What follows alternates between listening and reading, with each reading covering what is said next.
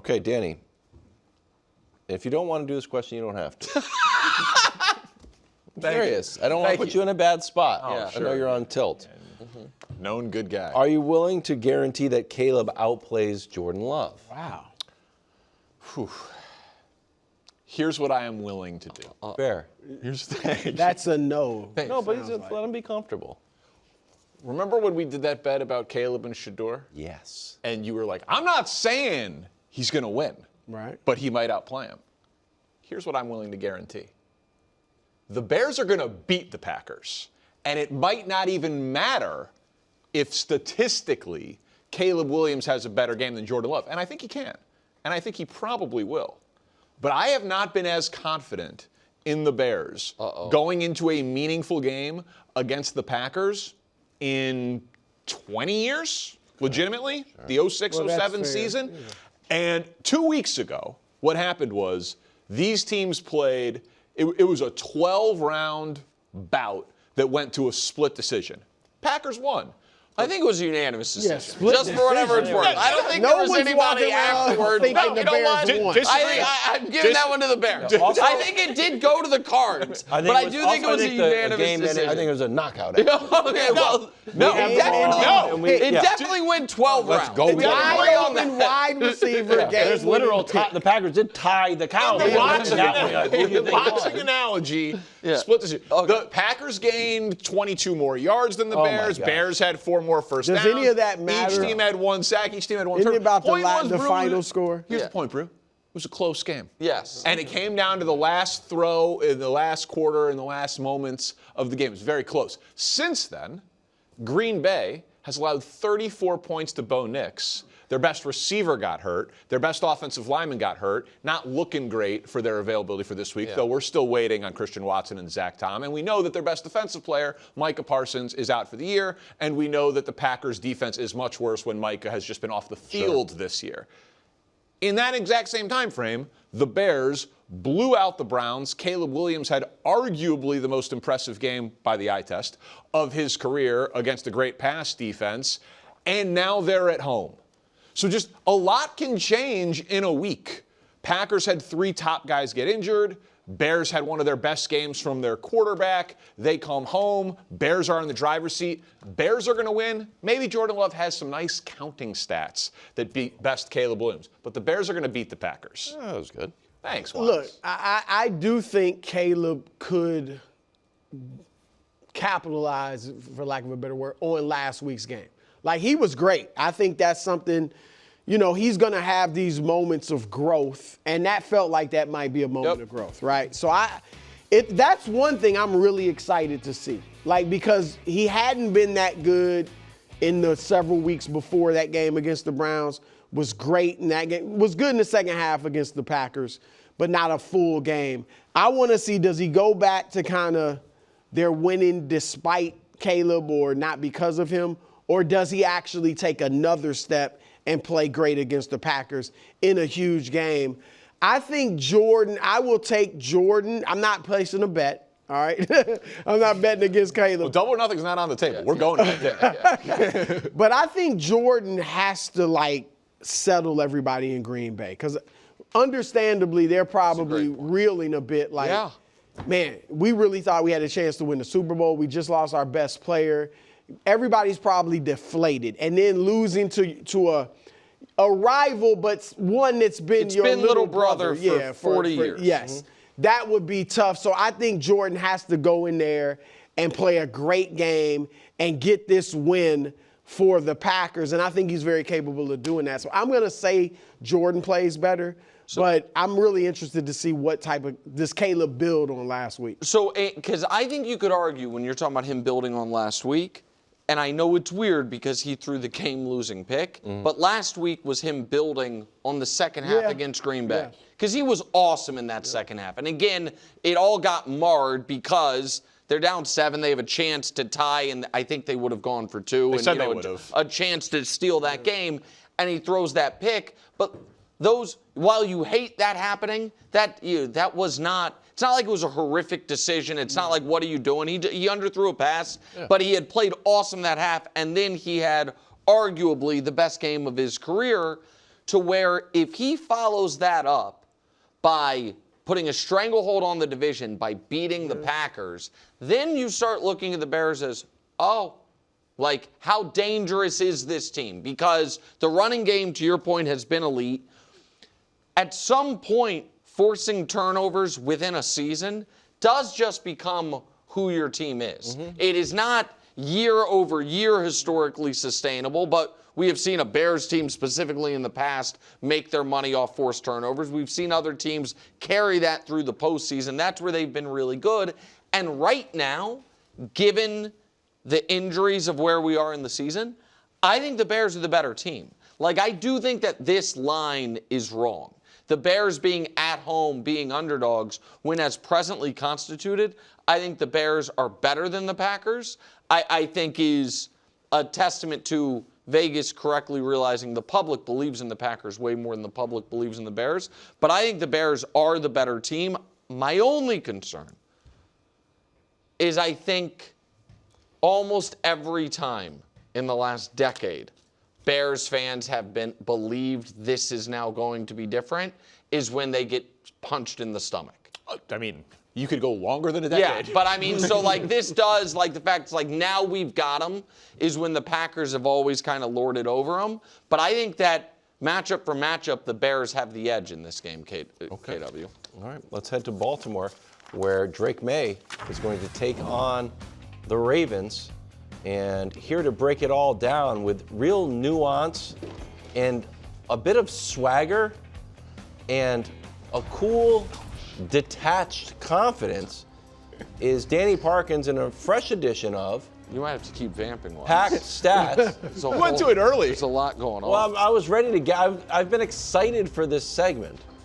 Put your stupid I was gloves say, you got to put the gloves on. I gloves can't are wait. coming on. I can't wait for It's this. not the segment. same without the gloves. See how That's cool I look? Second That's straight backwards, week, I think. It's okay. on the You don't wrong need the, hand. Manny. You don't need the gloves. Let's just start. You the segment. just lost the cool factor. Put his glasses on. This guy Start is the such an segment. idiot. So don't worry about the gloves. They're tricky gloves, America. They're tricky gloves. Apparently. All right, it's fine. My lights, my camera, and my stats. They're so cool. Hey, Wild. All right, here we go. I'm sorry. I'm ready. Wild. Yes. Hey, Patriots defense. What's going on? I got questions Okay, for your let's hear it. defense, all right? Weeks 1 through 9, really good. 75.4 rushing yards against. Best in the NFL. Yeah. Since week 10, and we all know last week, it's like, oh, last week, was that an aberration, what happened against the Bills? And yes, that was the worst of the year, 168 rushing yards allowed. Yeah. 130.4 since week 10. Now, this obviously aligns with Milton Williams going out. He went out week 11, so 1 week after this kind of downward trend started. He's on IR. He's eligible to return after week 17. Yep. Maybe he solves all of it, but you're playing a top 3 rush offense in the NFL this week and trending in the wrong direction. We always talk about the Bills' rush defense. We should be talking about the Patriots' rush defense as well. This is an issue. It's not only Milton Williams, and I hate to say it, this is a classic Category 2 from Nick Wright. From, I don't know when you debuted this take, but it was the Patriots surprised a lot of people with how good the roster was because Belichick botched those drafts for years, and Vrabel had to come in and grab some guys off some free agents, and we saw things work. We saw some things not work. Right now, you're seeing things not work. I don't think we have a ton of depth. So Milton Williams goes down. Okay, we can plug that maybe. Spillane was in a walk-in boot the other day. Maybe he comes back. I don't know what his status is. Tonga goes down. So I don't think Of all the excellent depth. teams, you have the least depth. Yeah, That's and the. I think it's showing on this because we used to be excellent, and now not so much. Yeah, the graphic that was bouncing around Twitter 2 months ago was the one of like, hey, the Patriots' last 4 drafts with the red line through everybody. Except Like Christian Drake Gonzalez May, and Drake. right? It's Christian Gonzalez, Drake May, and then a bunch of guys who some aren't in the NFL anymore, and none of them are on the Pats anymore. The cost of that is twofold. One is you would have liked some stars out of those drafts. Now you got the franchise quarterback, which matters more than anything. But the other one is if you just get competent role players, then when Milton Williams goes down, it's like, oh, okay, good thing we drafted a D tackle in the 3rd round 2 years ago. He plugs in. You guys don't have any of that. This to me speaks to a bigger question I have about the Patriots, which is, what are they great at? And the answer, I think, is going to need to be Drake May. It's going to need to kind of be score points. Right. But score points, I think it's going to need to be through the air. Because I know they ran well on Buffalo in the loss, but over the course of the season, their rushing attack hasn't been super potent. Can I just put an asterisk on that? And this is a little bit of what makes the Patriots tricky, also makes the Ravens tricky. The Travion Henderson might win Offensive Rookie of the Year, and he was basically on the bench largely. Which makes me question Vrabel. No, he couldn't block. So like, if you want to get into Travion blocking, it's a little bit of like That's Washington what America Generals craves. music, of just getting blasted past. So recently we've been pretty good. But overall, it looks like we're mediocre to bad. Well, the problem just is Because he's coming. and then you go, Brew, but just not to dig too deep into it. If Vrabel truly doesn't trust Henderson to block, then the problem is having him on the field keys the defense on what you're doing. Yeah, but now he's okay. Like, and now I guess he can block now. because coming out of college, he was supposed to be good at both. Like that was the surprise. The point that I was getting at, Brew, is if the Patriots are going to get back to the status we were discussing them as just a game ago, it's like, hey, can this team win the AFC? Yeah. I think it's going to be because Drake May goes on a heater more than just this systematic, excellent, balance. Good at everything, balance all of it. Yeah, because they don't have the defense of Houston and Denver and teams like that. Correct. And so, but look, this stat, your cool stat right here, I mean, I think the Ravens are going to test them. Like they're going to, because last week we talked about Lamar threw 12 passes. Correct. Right? So only 16 dropbacks. So they're, which I like, lean into the run game. If it's not there and you have to start throwing, fine. But I think they're going to really, and it's not just Derrick Henry. You know, Keaton Mitchell's been good for, so I think they're going to test the Patriots, and we'll see if that defense can get back to where it was earlier in the season. That's cool. Feel free to use this cool stat, Brew, Thanks. for future FTF Bowl conversations. Oh, Yeah. highlights. Well, Wilds is terrified about this FTF. I'm not terrified at all. Cool stat. You know what else is cool? What? A thoughtful answer to a friend's question. Wow, that is. Wow. Yeah. Wilds yesterday asked me, it's like when I was talking about the Bills in the second half, he's like, hey, Danny, what about the Bills in the first half? I was like, I'm going to answer that for you, buddy. Thank you. It's a cool thing to do. 23rd in the NFL in point differential in the first half. 22nd in yardage differential. They're just not good. It's a slow starting team in the first half. And historically, they honestly might be the best second half team I've ever seen. It's kind of insane. The point differential is the best since the 2012 Broncos. Yesterday we did points per game, which was the best since the 2013 Broncos. And in yardage differential, we only have the ability to look this up going back to the year 2000. It's the best. They are just bludgeoning people in the second half of games. Now, are they doing that, as Nick alluded to yesterday, because they get forced into passing situations? Yeah, just make. I think that's a big right. part. They have no choice but to unleash Josh Allen. Oh, yeah. Sure, but I'm not saying it's a bad thing. Right, that's the thing. It is working. Like it's working for the Bills at a historic rate in the second half. Can't ever count them out of a game. Well, first of all, what a thoughtful answer. Thank you. That was incredible. Secondly, here's the problem with that is this. The problem with that is, as we all know, there are going to be a few second halves where Josh doesn't have it. Correct. And so you can't just kind of what you've been saying the whole time about them. Yeah, when he has it and turns it on, it's great. But if you get down and it's just not one of those games for him, that's when you fall. I think there's a bigger potential red flag about that. And this is even though right now, since my AFC pick is officially eliminated, I have no choice but to pick another AFC team. And my gut tells me I'm going to end up picking Danny's Buffalo Bills. They won't have it. I'm beloved in Buffalo. The people of Western New York, they've liked me the last couple of years. I've been a little nicer. They're just nice people. They are. Here is, and I think this is probably where your head went, KW. I would really be worried about the combo of we're a slow starting team and our run defense stinks. Because it could lead to the scenario of a team getting up on them in the first half, Yep. and then bludgeoning them You don't with get the ball back. right, and just drawing out long second half possessions where even if Buffalo's offense is humming, it's like what we're gonna have an 8-minute drive that just kills you. I told you I know it was an insane take, but I didn't like Travion scoring on a 1 yard, a one play drive. I'm like, oh, Josh doesn't even cool down. He's right back. I think, look, the Patriots game, they were a pass interference call away from that whole thing switching. They're playing with fire and they're winning, but the Burrow interceptions were weird. And I know it's like, well, you can just, horseshoes and hand grenades, everything, but they're close to losing. Brew, we might have to collectively just real quick decide whether or not we are or we are not a blame the ref show.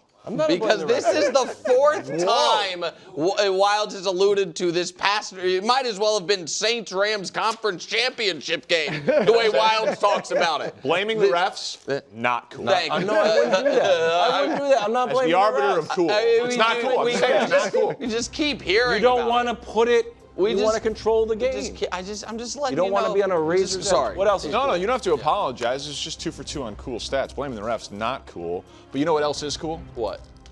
Recognizing patterns.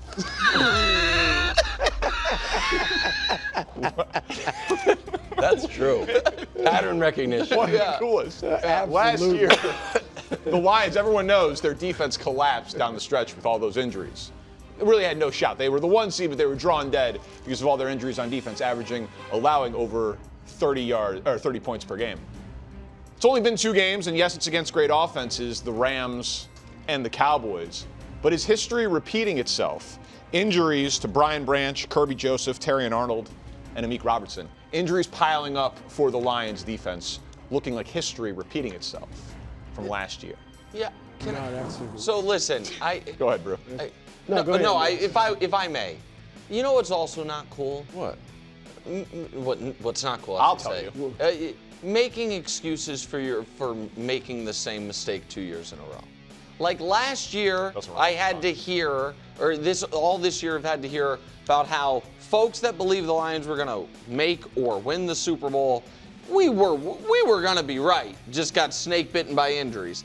And then now, once again, those same folks that believe the Lions were going to make or win the Super Bowl, it's like, man, just got unlucky again. It is. You can just say me. You don't have to say folks. It's not just you though. Okay. You're not the only person who believed in the Lions.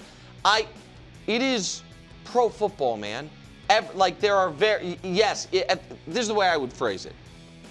Not having a bunch of major injuries makes you lucky. Having a bunch of significant injuries does not make you unlucky.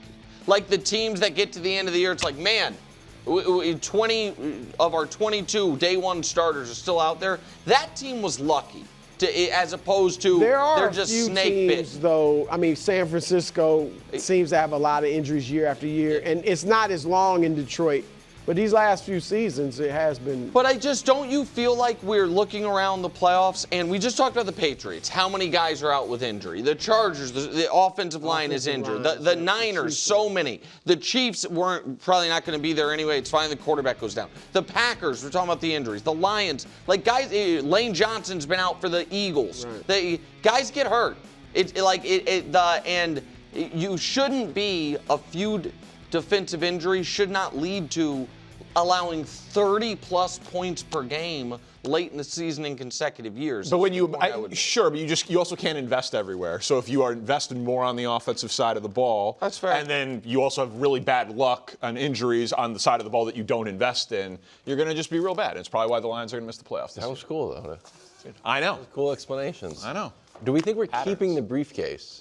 I don't really see the purpose for the briefcase. No, now I think you just. The light that you have in there, that's cool. Time now for a little thing we like to call the eye test. As we know, I see the league very clearly. Oh, boy. The top 10 guys, my eyes are telling me, can lead their teams on a deep playoff run. And of course, I'm sure Greg and Willie will see the league just as clearly. I got my glasses on. I don't know about Greg. LASIK. Okay. Best thing I ever did. All right, let's see the bottom row here on the eye test. What do we have? Jalen Hurts, Trevor Lawrence, Jared Goff, and Bo Nix. I'm like the Carrot Top of sports TV. I love props. And by the way, I'm a fan of the props, DP. You get a lot of crap. I'm a fan of them. It's not an insult. Carrot Top show, hilarious. Jalen Hurts. Do I expect him to lead a deep playoff run and be the reason for it? Obviously not. Their offense has been really tough to watch, frankly, this year. It's been tough to see. There have been complaints from A.J. Brown. Devontae Smith seems to echo them because everyone else is just not shooting down what A.J. Brown says. Well, we were just talking about their running game. But I can't, even as a guy who has been a consistent critic of Jalen Hurts, I can't argue. The guy is money in the playoffs and really in the biggest games, and he's been unbelievable in both Super Bowls that he's played in. So it's at least on the board that he does it. Trevor Lawrence, I don't expect it, but Liam Cohen has been amazing, and they lead the league in games where they've scored 25 or more points this year.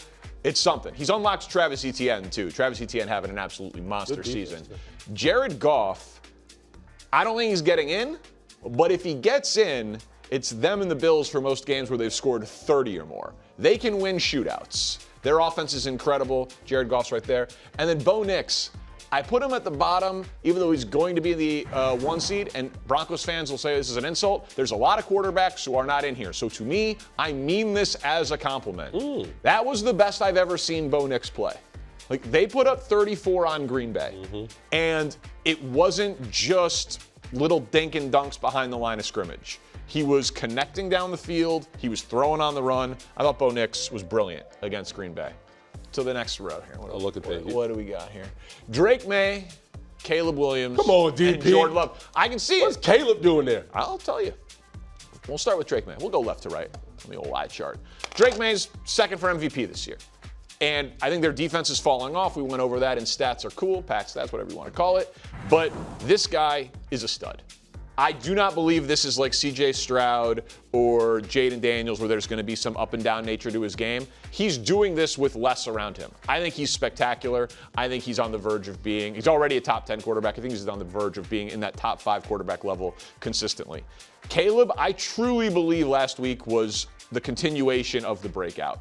Ben Johnson said at the beginning of the year, he and the rest of the team would be playing its best football by the end of the year as they get more and more familiar with Ben Johnson's system. Their offensive line is healthy and cooking. They are the best run team in the NFL since their bye in Week 5. Colston Loveland has gotten more involved. Luther Burden has gotten more involved. DJ Moore and Caleb finally connected. The Romadudze injury is a bummer, but I think Caleb Williams has been brilliant the last couple of games. And same thing with Jordan Love. I thought those were some tough luck interceptions. I'm not his biggest fan historically. That's mainly a rivalry thing. I think he puts the ball in danger more than the interception numbers would dictate. He was awesome against the Lions on Thanksgiving. He was awesome against the Bears. And I thought he was really good against Denver in tough situations. To the next line, the guys I really can see making a deep run, Matt Stafford and Justin Herbert. Listen, Matt Stafford has done it before, and he's the MVP. This is a pretty easy case to make. Yeah. He has won a Super Bowl. He has a brilliant play caller. The Devontae Adams injury is a factor because of how reliant Stafford is in the red zone, but they're saying that he might be able to play tomorrow against Seattle. That would surprise me a little bit, but even if he doesn't play against Seattle, Devontae will be back in time for Stafford to make this run. And Herbert, I know the numbers recently have not been good, and I know that he's kind of like my guy that I've just planted the flag on. You love him. But I honestly do believe that if you watch the games and you have 5 quarterbacks in the world better than Justin Herbert, I don't really respect your acumen when it comes to talking about quarterback. I honestly, Mahomes, Allen, Stafford, I'll listen to all of it. Just not this version of Aaron Rodgers. I had a cough. I'm allowed to cough. Not this version of Aaron Rodgers, sorry. But Justin Herbert, with that defense, that special teams, he can get it done even with that terrible offensive line. And then the easiest, at the top of the list, everyone will agree on this. Oh, boy. Listen, man, Josh Allen, he's the best player in football right now. And it's the era of Patrick Mahomes, and Patrick Mahomes has the accomplishments and the trophy case, obviously. But if you go playoff ranks in the Patrick Mahomes era, Mahomes is number 1 across the board. Who's number 2 across the board in the playoffs? Starts, wins, yards, touchdowns. This guy balls out in the playoffs. He just often runs into Patrick Mahomes. There is no shame in losing to the best. It just makes you second best. He is the guy who, because of him, I can most easily see leading a deep playoff run. Greg, I know you agree. I agree with Josh Allen, the top of the list. But I'm looking at Caleb, man, and again, I don't want to make this a bias thing. You should. But he doesn't even deserve to be on this list. Thank you. Like, You guys see how he played against Cleveland? It was really good. Yeah. Really Shador good. Sanders didn't even have a wristband on. He had the wrong and therein lies my doesn't play defense. issue with it, because we're gonna hype that up because it's Caleb. But if any other quarterback is lighting up Cleveland, we're like, it's the Cleveland Browns. I'm sorry, 13 of 22 touchdowns in the So second half against Green Bay. he was excellent. He was interception. excellent against Cleveland. But name a meaningful game that he was able to perform at that level in. I'll wait. You cannot. Before the interception in the Green Bay game. No. Name a meaningful game. That was not a meaningful game. Before the interception. Okay, there are a lot of players that play good throughout the game, but for the duration of the game is what matters. If Jordan Love had thrown that interception at the end of the game, you would be ripping him. I just said he had some tough luck interceptions against the Broncos. All right. So Caleb, I'm sorry I can see the future. I'm sorry I can see the future. And Caleb's about to go on a run. It's more of a bias. Sorry I can see it. Sorry I can see it. I mean, there's somebody underneath him that won a Super Bowl last year, which is interesting. By the name of Jalen Hurts. Jalen Hurts is not playing better than Caleb Williams. I'm just saying, you talk about resumes. Right? I'm disregarding. You're a big I'm resume saying guy. how I Deep playoff run. Does this prop not get my point Matthew across? Stafford That's how I see the league. I is watched the the most game with this. surgical quarterback in the league. I have him at number one. I would replace You'd Josh have him, Allen. okay. Number one. Yeah, I don't think anybody's standing in Matthew Stafford's way. If he doesn't land in San Francisco, everything he's been accomplished in my eyes this year would be a waste. Like, I think he's destined to land in the Super Bowl. I think he has not only elevated his play, he's actually durable. Talk about all the questions we had going into this season about him. People didn't even see him last in 5 games. He's not only elevated the team, he has the options, he has the scheme, he's playing at elite level. I don't think there's a quarterback in the NFC that wants to be in a shootout with him. I think he's probably the most dominant quarterback this season. I got Stafford. He's my guy. He's alpha number one. I don't know how you have your list. I can go through your list for days. I can't even do it right now. Listen, Stafford would get my MVP vote. Yeah. But the body of work of Allen in the playoffs just nudges him above it. And I know Stafford has a ring, so it's not like he has a bad playoff. But the I thing don't about even think it's just solely about the playoffs. Just what he does and what he provides his team with his legs outside the pocket. Yeah. It's unmatched. But think with about any this quarterback too. on This that man list. was a minute 47 away last season from beating the Eagles in the snow in Philadelphia. Yes, he was. There's not a day. As competitors, I'll throw you in there. Oh, thanks. As competitors, That's really generous. So nice. I'm just saying, man. Like, he can't get DP out. I was just I'll saying. gamble on the golf course. I know that haunts him. That haunts him. When he goes to sleep at night, he's like, man, I've lost to the Eagles in the playoffs. I lost to them in the regular season. I gotta have it. Now that Mahomes is off the table, he's no longer waiting for you down the road. He is the best quarterback in the football right now, to me, hands down. I can't argue with the numbers this year, although Josh Allen is really close. Again, when I watch it, I think Josh Allen is a little better than him. But hey, Stafford, let's see it in the Super Bowl. It takes him too long to get going. see it in the Dominant Super quarterbacks get going early. Thanks for watching. Subscribe here to get more from the show and to check out clips from other shows on FS1.